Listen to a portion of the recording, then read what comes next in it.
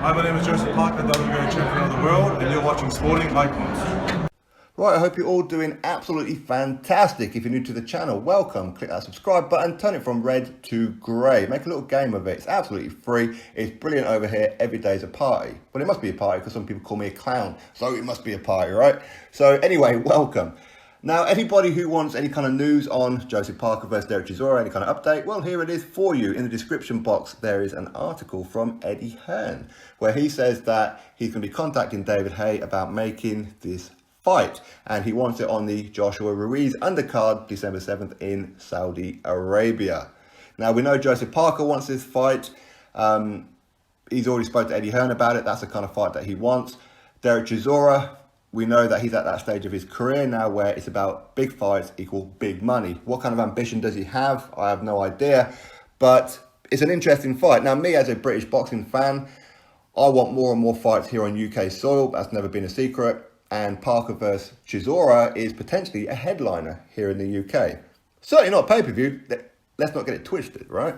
But it's a very, very good fight. And unfortunately, we didn't get this fight once before because Parker pulled out of the negotiations last minute because he, in his words, or I should say David Higgins and his trainer Kevin Barry's words, Dereck Chisora and David Haye are taking too long with this. They keep dragging their heels. We need to get fighting and get cracking. So they pulled out. But now there's a little bit of time.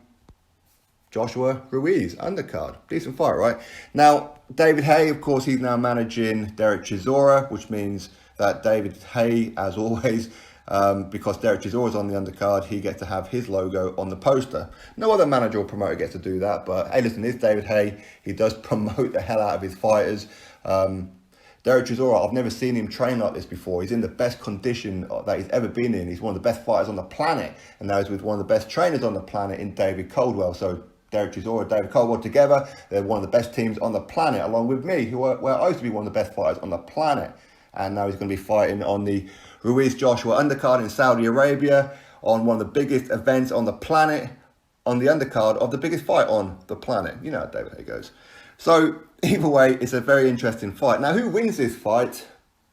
I ain't going to argue with anybody who says one or the other. For me, I think Parker will be the favourite, purely because I think Parker's got a bit more about him nowadays. I think Parker is starting to get that aggression back in him, which he did seem to lose against Joshua and Dillian Whyte. But now, over his last couple of fights, he's shown a lot more aggression in his fighting style. Dereck Chisora, of course, he is in the best condition of his life, and he does seem to have that new motivation, and that link up with David Coldwell as well is a fantastic move in my opinion.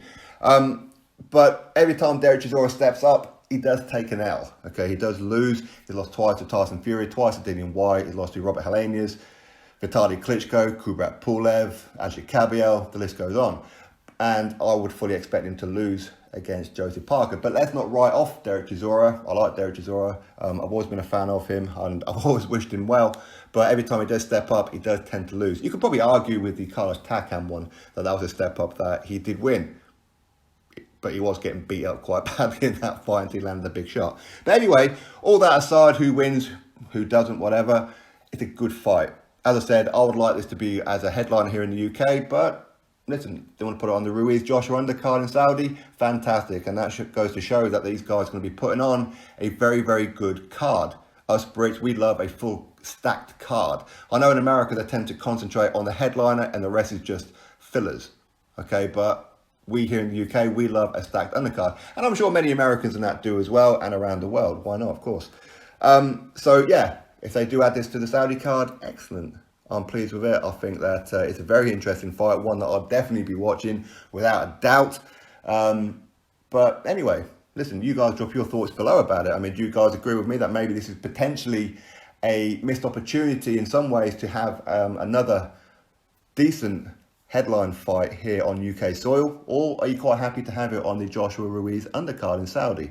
One or the other, I'm happy with both personally. Anyway, you drop your thoughts below about it.